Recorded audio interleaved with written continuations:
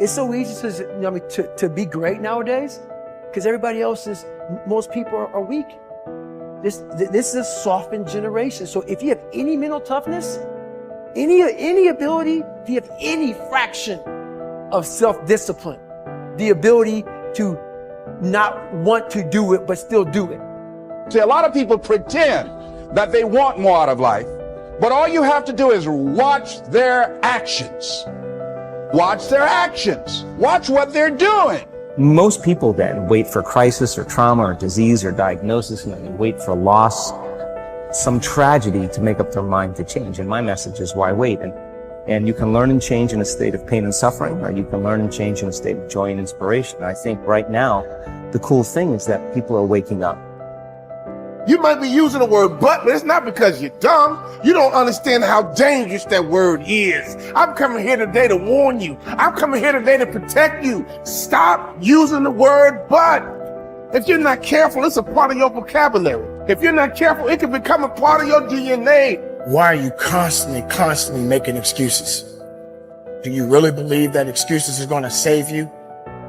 Do you understand what it means that you have to get to a level that you have never been in your life? Do you really have the mental fortitude to level up?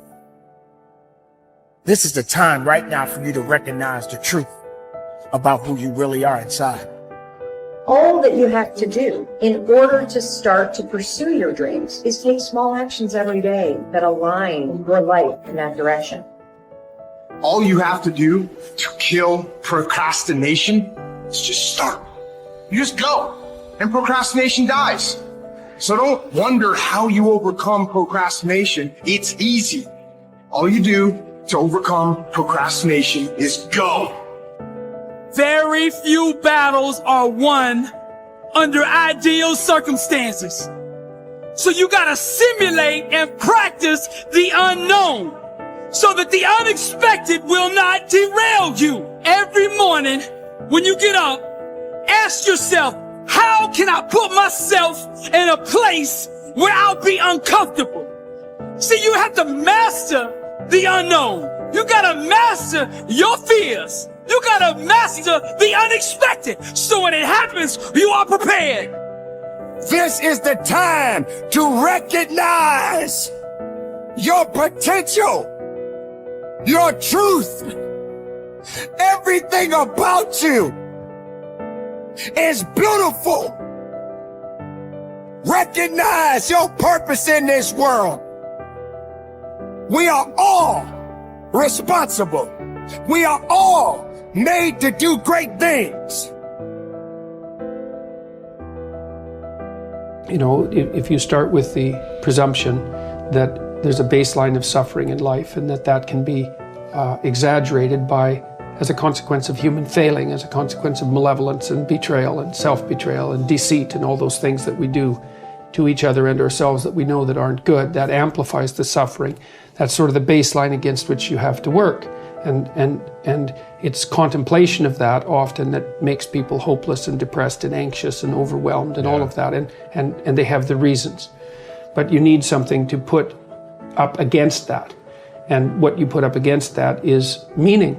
Meaning is actually the instinct that helps you guide yourself through that catastrophe. And most of that meaning is to be found in the adoption of responsibility. So if you think, for example, if you think about the people that you admire, well, you think about when you have a clear conscience first, because that's a good thing to aim at, which is something different than happiness, right? A clear conscience is different than happiness. Yeah, it's better. Yeah. That's you're not better. Like guilting yourself. You're not feeling bad about yourself. That's right. You feel that you've justified your existence, right? And so you're not waking up at 3 a.m. in a cold sweat thinking about all the terrible things that you've involved yourself in. What you said to someone that you shouldn't have said, or how you acted, or lied. What opportunity you lost, or the things that you've let go that you should have capitalized on, and all of that. And so if you think about the times when you're at peace with yourself with regards to how you're conducting yourself in the world, it's almost always conditions under which you've adopted responsibility, right? At least the most guilt I think that you can experience perhaps is the sure knowledge that you're not even taking care of yourself, so that you're leaving that responsibility to other people, because that's pretty pathetic. And unless you're psychopathic. and you're living a parasitical life. And that characterizes a very small minority of people. And an even smaller minority think that's justifiable. But most of the time you're in guilt and shame because not only are you not taking care of yourself, let's say, so someone else has to, but you're not living up to your full potential. And so there's an existential weight that goes along with that. If you don't learn how to effectively, not destructively, because that's where most people go, they get into an endless loop of self-punishment, which is totally ineffective. But if you don't learn to punish yourself, you will never get where you want to go. Now, that needs to pale in comparison to the amount of time that you reward yourself, and you need to earn that reward. If you're just lavishing yourself with emotional praise and you haven't done anything, then I think that will cheapen it, will ultimately mean nothing. And quite frankly, I don't think you can really bamboozle yourself. I don't think if you try to praise yourself for stupid I think some part of you knows you haven't done anything to deserve that praise. But when you set a bar and you meet that or exceed that, to then tell yourself, hey, you did it. You said you were going to do it. You did it. And that is worthy of praise. And getting good at praising yourself is incredibly important. And I think that most people have a very hard time doing both. Most people don't know how to effectively praise themselves. They don't know how to get themselves, first of all, to do things that are praiseworthy. And then when they do, they don't take the time to emotionally reward themselves, meaning you actually have to feel it. It can't just be intellectual. You've got to actually feel that. And the same with punishment. If you say you're going to do something, even if nobody's watching, and you don't do it, then you need to emotionally punish yourself. None of you will ever know whether I actually get out of bed in 10 minutes or less or not. But I say I do all the time. But every time I miss it, even if I miss it by seconds, I just gave myself the chills. Even if I miss it by seconds, I will punish myself for that.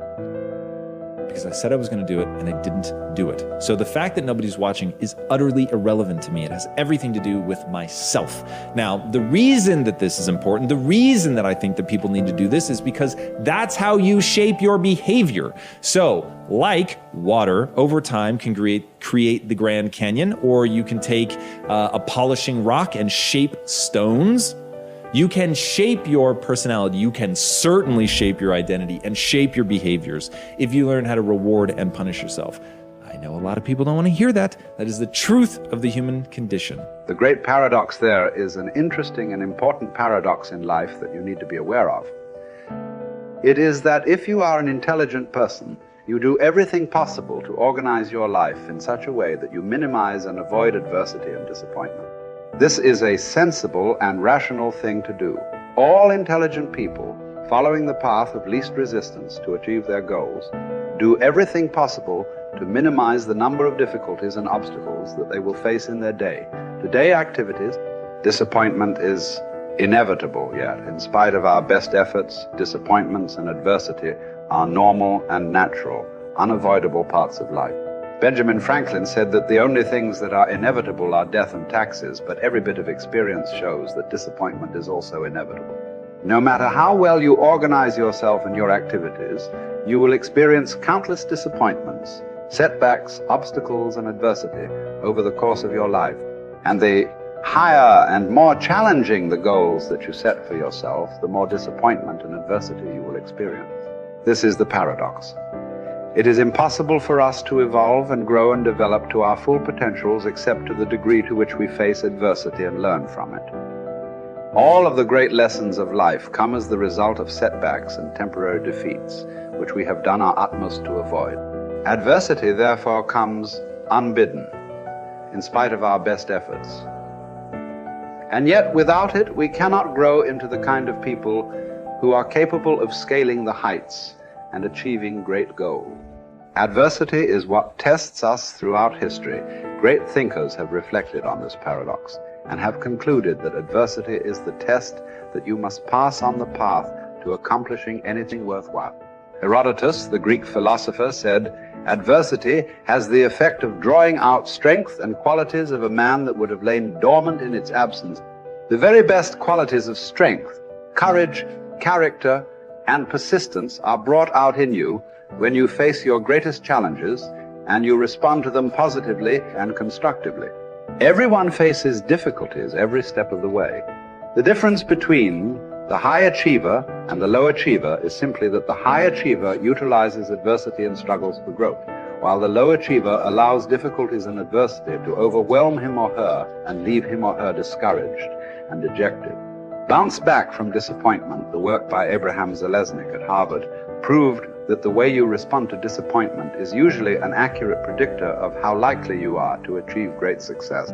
If you respond to disappointment by learning the very most from it, and then by putting it behind you and pressing forward, you are very likely to accomplish great things in the course of your life.